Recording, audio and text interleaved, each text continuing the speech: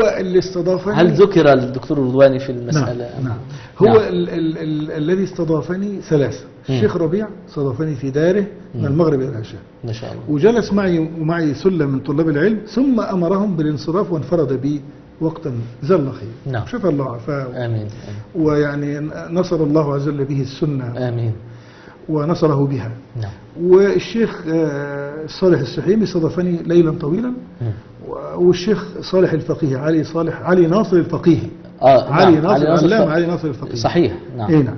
ولقيت المشايخ الآخرين لقاء عابرا فيه سلام وفيه يعني ترحاب وجزاهم الله خير. نعم. من الشيخ عبيد جلست معه حوالي ربع ساعة بعد صلاة الشيخ سليمان الرحيلي. الشيخ سليمان الرحيلي جلست معه وجلست إليه في الدروس التي ألقاها في الحرم النبوي. نعم. جزاه الله خير. وكتبت هذا في شيء اسمه رحلة الأشواق منشور على الفيس، الرحلة بتفاصيلها. ما شاء الله. الشيخ ربيع كان أول كلام له معي، وفي شهود وحضروا معي هذا الكلام منهم أبو حمزة الشافعي. نعم. أنه أول شيء قال يعني لماذا لا تتعاونون مع الشيخ رضوان؟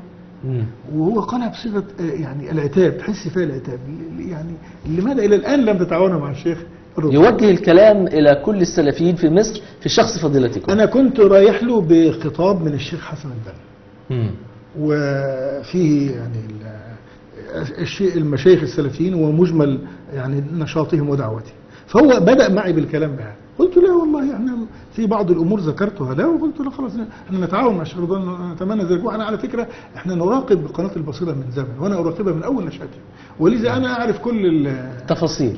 وكل الدعاء اللي هنا والدروس. حتى الدروس اللي القاها الشيخ، الدورات العلميه اللي القاها الشيخ محمود انا رايتها كلها يعني. ما شاء الله. وهي القناه مفتوحه عندنا في بيتنا 24 ساعه. ما شاء الله. وهذا نشرته انا اكثر من مره. فالشيخ ربيع يعني حثنا على التعاون مع الشيخ رضوان، حثنا على التعاون مع الشيخ رضوان. واحنا شعرنا في بقيه المشايخ ان هم كلهم راضون عن الشيخ رضوان.